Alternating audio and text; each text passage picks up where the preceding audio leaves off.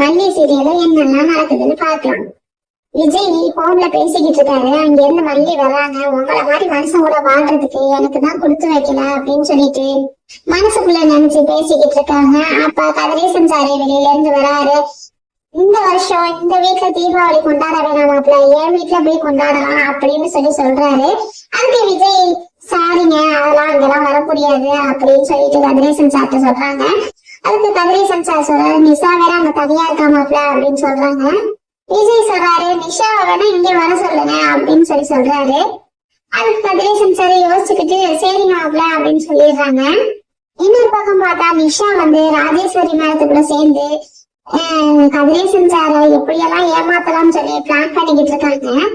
இது எங்க போய் முடிய போகுதுன்னு தெரியல.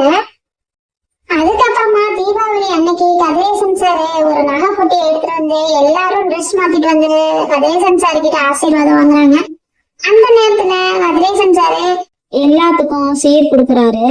அந்த சீர்ல தட்டுல பூ பழம் எல்லாமே வச்சு நகையும் வச்சு ஃபர்ஸ்ட் ரேணுகாவுக்கு கொடுத்துட்றாங்க. அதுக்கப்புறம் நிறைய நகையை வச்சு மல்லிக்கும் கொடுத்துட்றாங்க. மல்லி வேணான்னு பிடிவாதமா சொல்றாங்க. இல்ல வாங்கிக்கமா அப்படின்னு சொல்லிட்டு மல்லிக்கு கொடுத்துட்றாங்க. அங்கிருந்து நிஷா மேடம் வர்றாங்க. இவங்க 2 பேத்துக்கும் கொடுத்த நகையில ஏன் பங்கு இருக்கு, அது எங்கப்பா அப்படின்னு சொல்லி கேக்குறாங்க.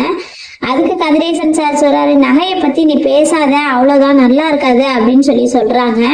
நீ கொஞ்சம் தள்ளுங்க அப்படின்னு சொல்லிட்டு கதிரேசன் சாரை நிஷா மேடம் பிடிச்சி தள்ளி விட்டுட்டு நகையை எடுக்க போறாங்க. மல்லி பார்த்துட்டு கதிரேசன் சாரை தள்ளி விடவும் மல்லிக்கு கோபம் வந்துடுது. நிஷாவை பிடிச்சி ஓங்கி ஒரு அறை விட்டுறாங்க. நிஷா அப்படியே பார்த்து மலைச்சு போய் நிக்கிறாங்க.